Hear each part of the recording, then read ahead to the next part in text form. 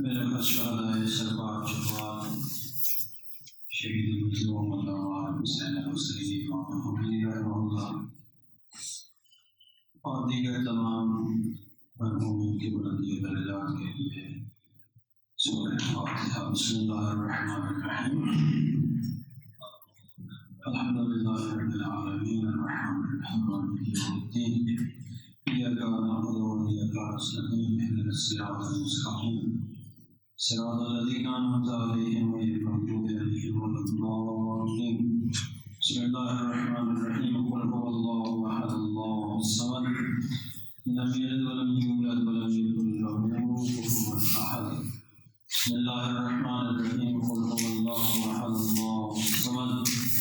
لم یلد ولم یولد ولم یکن له کفوا احد۔ بسم اللہ الرحمن الرحیم۔ قل هو اللہ احد اللہ الصمد لم یلد ولم یولد ولم یکن له کفوا احد۔ بسم اللہ الرحمن الرحیم۔ قل هو اللہ احد اللہ الصمد لم یلد ولم یولد ولم یکن له کفوا احد۔ کذلک اللہ ربنا الکریم۔ سلام۔ اللهم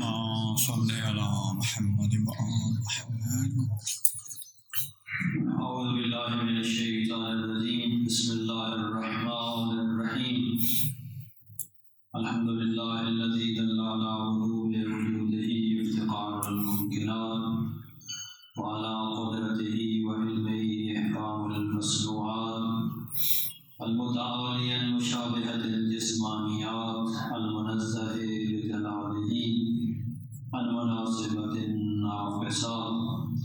نحمده حمدا يملأ أقطار الأرض والسماوات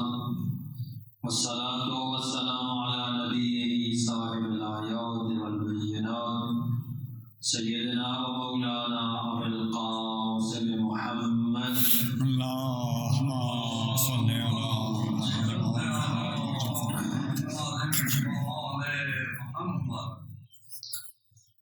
وعلى آله الهادين من الشبه والزلات الذين أذهب الله عنهم الرجس وطهرهم تطهيرا۔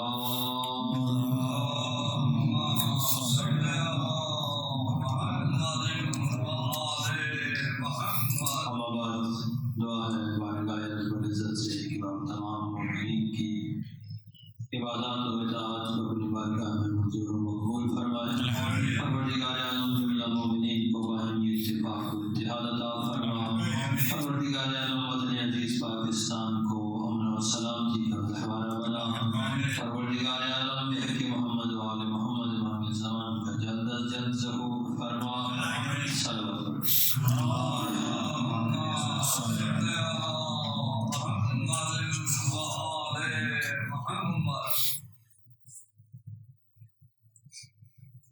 جو گزرا ہے اس ہفتے کے اندر مناسبت ایک موجود تھی، اسی حوالے سے آج گفتگو کرتے ہیں۔ 5 جمادی الاول بقول روایت امام حضرت زینب کبریٰ سلام اللہ علیہا کی میلاد کا دن ہے۔ بزرگ ہستیوں کی میلاد کا دن بھی ہمارے لیے بہت کچھ پیغام لے کر آتا ہے، تاکہ ہم ان کی سیرت کو، ان کے کردار کو، ان کی زندگی کو ایک بار پھر مرور کر سکیں، اس کا مطالعہ کر سکیں اور ان کی سیرت کو اپنی زندگی میں لاگو کرنے کی حتی الامکان کوشش کر سکیں۔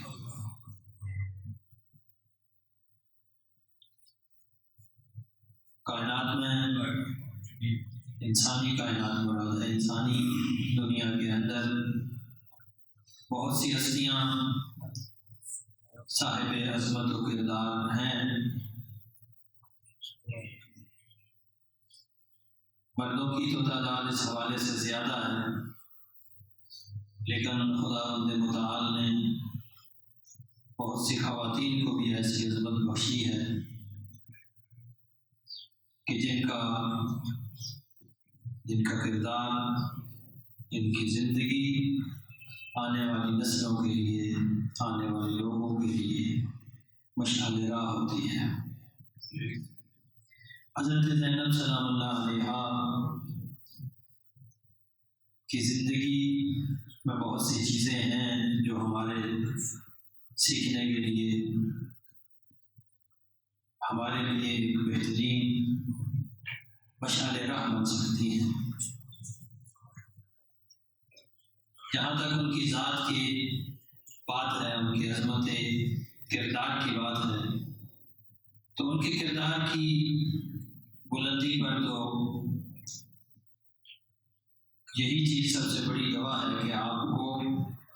عصمت صغریٰ کا مالک کہا گیا، کہ وہ جو چاہتا ہے معصومین کا جو عصمت کا درجہ ہے، عصمت کبریٰ اسے کہتے ہیں۔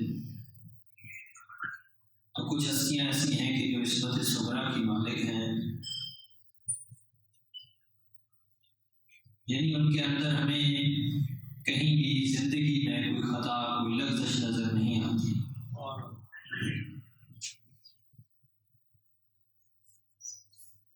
اور ان کی زندگی کو ہم اپنے لیے اول سے لے کر آخر تک مکمل طور پر اپنے لیے نمونہ بنا سکتے ہیں، ماڈل بنا سکتے ہیں۔ حضرت زینب سلام اللہ علیہا کی کچھ خصوصیات ایسی ہیں جو آپ کو منفرد بناتی ہیں۔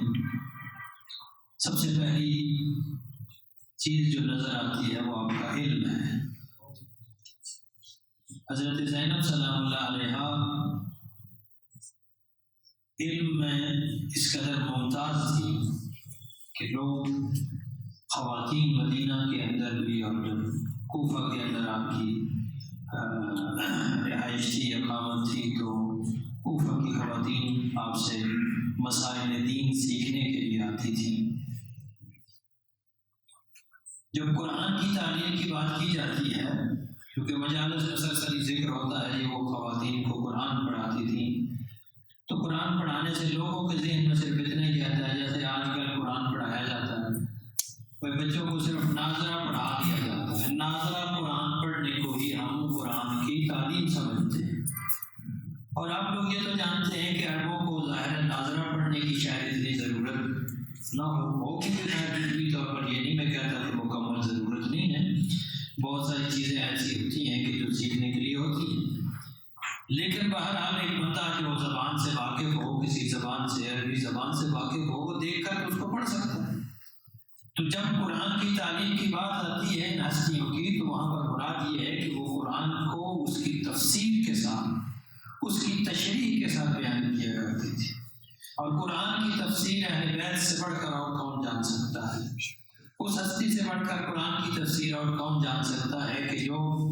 امیر المومنین علی ابن ابی طالب کی دختر نکاحدر ہو، کہ جنہوں نے فرمایا کہ قرآن کی کوئی آیت ایسی نہیں ہے کہ جس کے بارے میں مجھے معلوم نہ ہو، علیکم السلام، جس آیت کے بارے میں مجھے علی کو معلوم نہ ہو کہ یہ آیت کہاں اتری ہے، کس کے بارے میں اتری ہے، اس کا پس منظر کیا ہے، کن لوگوں کے بارے میں اتری ہے، ہر آیت کے بارے میں علی بتا سکتا ہوں۔ تو وہ اس گھر میں جس خاتون نے پرورش پائی، یقیناً وہ جس انداز سے قرآن کی تفسیر بیان کرتی ہوں گی وہ کمال کا انداز ہی ہوتا ہوگا۔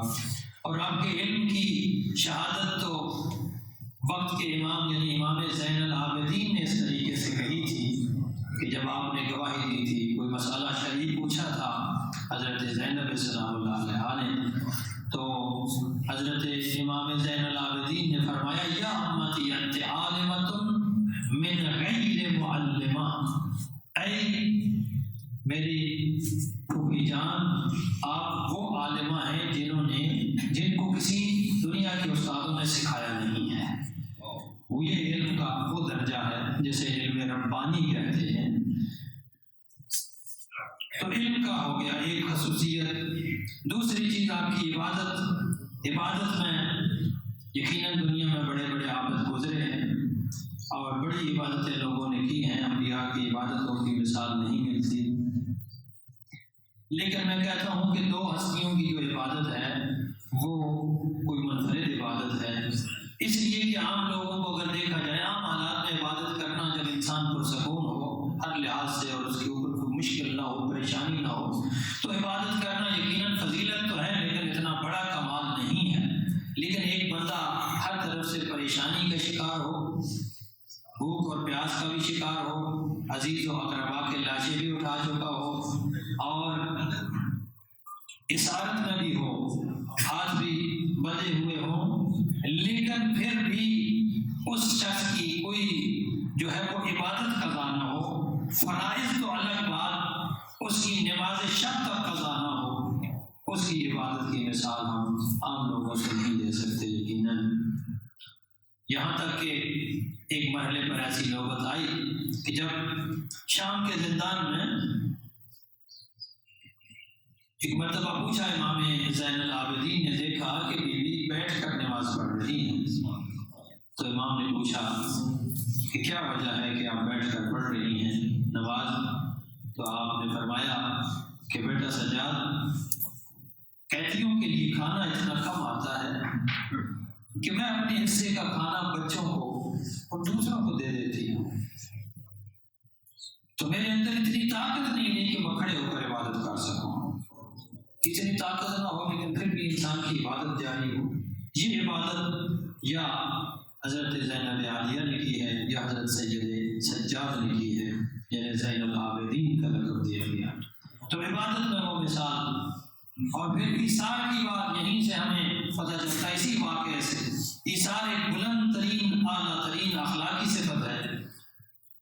کہ انسان، سخاوت ویسے آسان ہوتی ہے کہ انسان کے پاس مال ہو اور دوسروں کو دیتا رہے، یہ ایک آسان مرحلہ ہے سخاوت میں،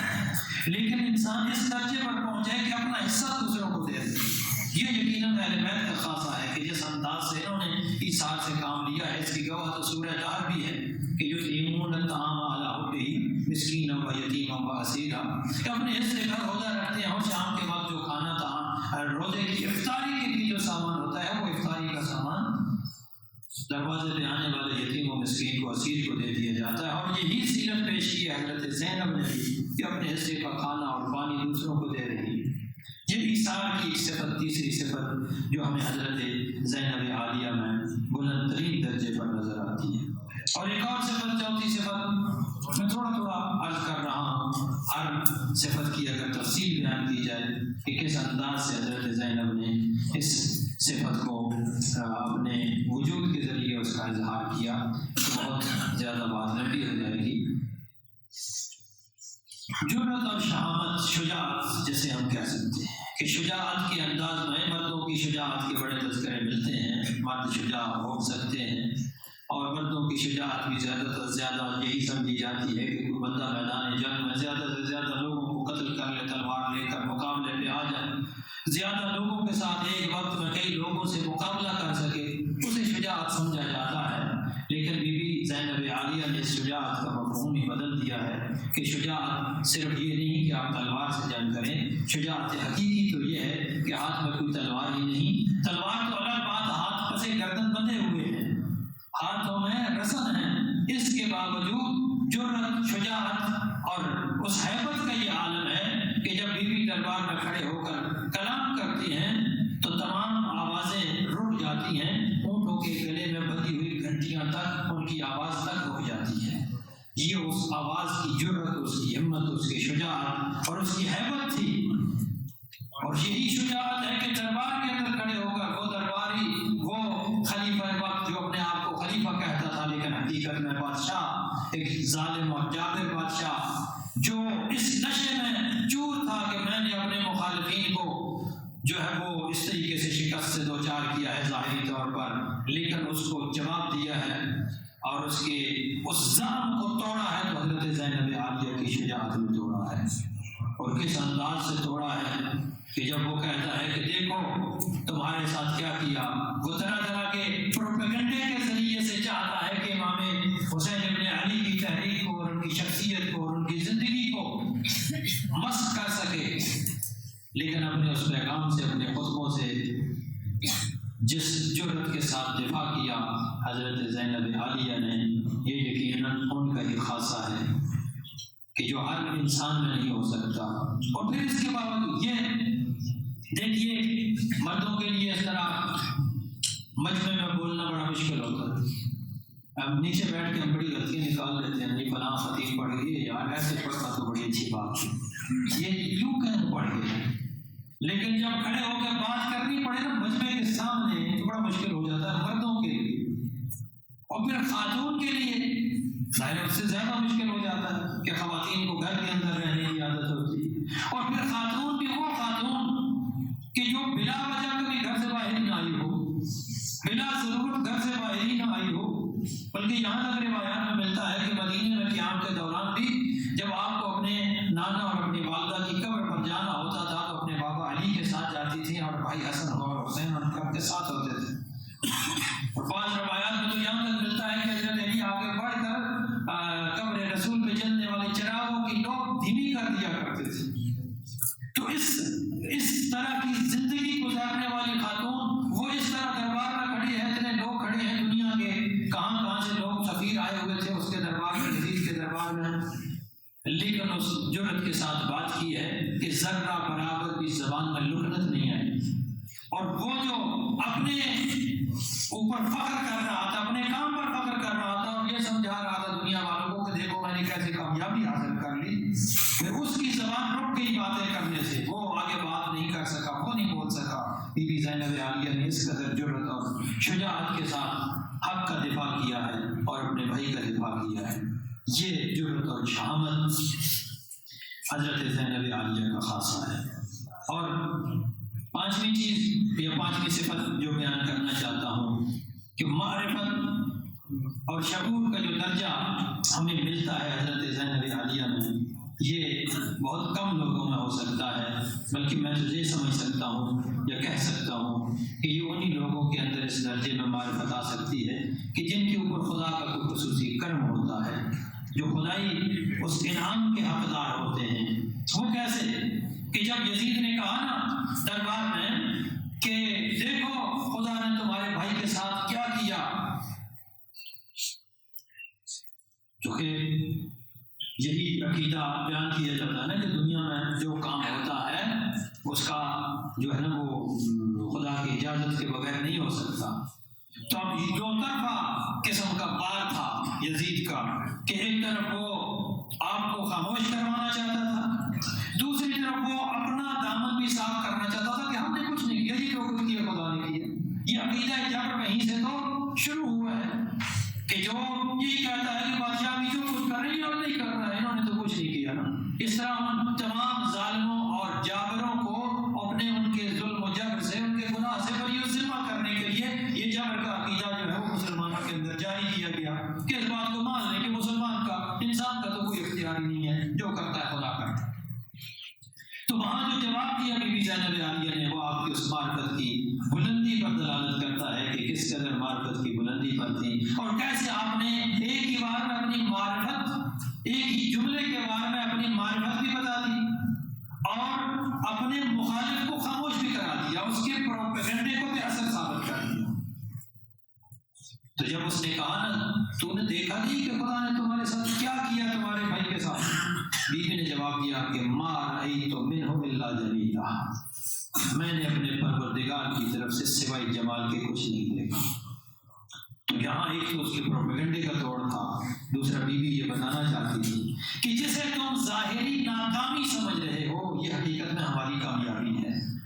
اور اس ظاہری طور پر اس حالت میں ہے کہ جب آپ کے تمام آپ کے بھائی جو ہے وہ شہید ہو چکے ہیں، ان کی گردنیں کٹ چکی ہیں، بھتیجے شہید ہو چکے ہیں، اعزاء اقربا سب شہید ہو چکے ہیں، اس کے باوجود بی بی یہ کہہ رہی ہے کہ ما رأیت منہ الا جمیلا۔ عام حالات میں کوئی عام شخص ہوتا تو وہاں وہ گھبرا جاتا، پریشان ہو جاتا کہ یہ ہمارے ساتھ کیا ہو گیا، لیکن بی بی یہ بتا رہی ہیں کہ یہ جو ظاہری حالات نظر آ رہے ہیں، ان حالات کے پس منظر میں اصل میں اسلام کی زندگی پوشیدہ ہے۔ اس کربلا نے اسلام کو ایک نئی زندگی عطا کی ہے، اس شہادت نے، اس خون نے اسلام کو زندہ کر دیا ہے۔ اور اسی زندگی کو دیکھ لینے کی صلاحیت بی بی زینب کبریٰ میں تھی، آپ کے مخالفین میں نہیں تھی، خلیفہ وقت میں نہیں تھی، بادشاہ وقت میں نہیں تھی۔ اسی لیے وہ کہہ رہا تھا کہ دیکھو خدا نے تمہارے ساتھ کیا کیا، لیکن بی بی کی معرفت اس بلند مقام پر تھی کہ جہاں بی بی نے آپ کو بتا دیا کہ دیکھو یہ اسلام کی حیات کا سبب ہے، اس لیے میں اس شہادت کے اندر بھی جمال خدا کو دیکھ رہی ہوں۔ بلکہ یوں کہہ لوں کہ وہ یقیناً بی بی معرفت کے اس مقام پر فائز تھی کہ وہ آنے والے زمانے کو بھی دیکھ رہی تھی، کہ جیسے اب دیکھیں کہ اربعین کے موقع پر وہی کربلا جو بظاہر ایک چھوٹا سا شہر ہے وہ کتنا بڑا مرکز بن جاتا ہے، دنیا کا ہر مذہب، ہر علاقے سے تعلق رکھنے والا لوگ وہاں پہ آ رہے ہیں، اکٹھے ہو رہے ہیں اور خراج تحسین پیش کر رہے ہیں۔ اسلام کی شکوہ، اسلام کی سربلندی اور اسلام کی عظمت کا ایک معیار کربلا بن چکا ہے، اور یہ عظمت کا معیار بی بی زینب عالیہ وقت سے پہلے دیکھ رہی تھی، تبھی تو فرما رہی تھی کہ ما رأیت من الا جمیلا، میں نے پروردگار کی طرف سے سوائے جمال کے کچھ نہیں دیکھا۔ صلوات پڑھ لیجیے۔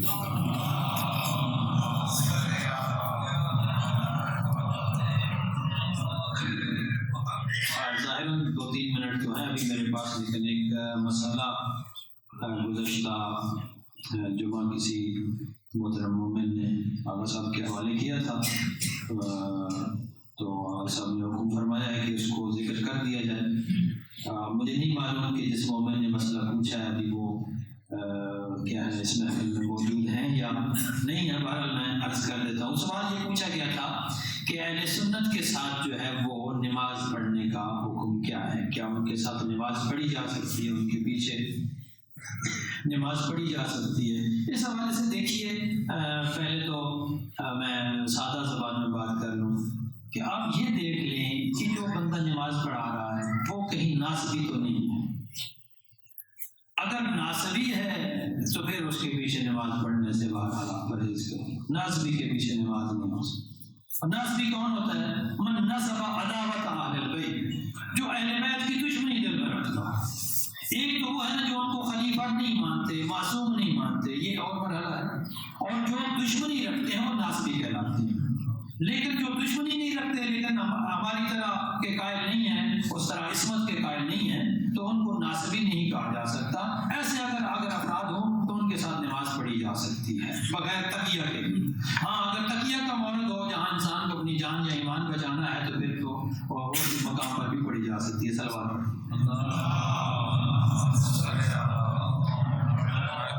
بہرحال زیادہ وقت آپ کا نہ لوں، اس حوالے سے جو مراجع عظام کا فتویٰ ہے وہ ذکر کر دیتا ہوں کہ حضرت آیت اللہ خامنئی فرماتے ہیں کہ اس صورت میں اگر کیا ہے وہ تقیہ کی صورتحال کے ساتھ منافات نہ ہو تو نماز تو پڑھی جا سکتی ہے، لیکن سجدہ اس چیز پر کرنا چاہیے جس پر سجدہ صحیح ہے، یعنی اپنے سجدے گاہ جو ہے وہ بہرحال رکھ لیں۔ لیکن اگر کوئی ایسا مقام ہو جہاں سجدے گاہ رکھنے سے آپ کی جان کو خطرہ ہے، ایمان کو خطرہ ہے، تقیہ کی صورتحال ہے کہ جس کی ڈیٹیل اپنی جگہ کسی وقت انشاءاللہ بیان کریں گے، اس کی اپنی شرائط ہیں اور تفصیلات ہیں، تو پھر ظاہر ہے آپ بغیر سجدے گاہ کے بھی پڑھ سکتے ہیں۔ عام حالات میں عام اہل سنت کے ساتھ اگر آپ نے اپنی صورتحال کے ساتھ پڑھنی ہے، آپ اپنی سجدے گاہ رکھ سکتے ہیں، ہاتھ کھول کے پڑھ سکتے ہیں، تو اس میں کوئی حرج نہیں ہے۔ اسی طرح آیت اللہ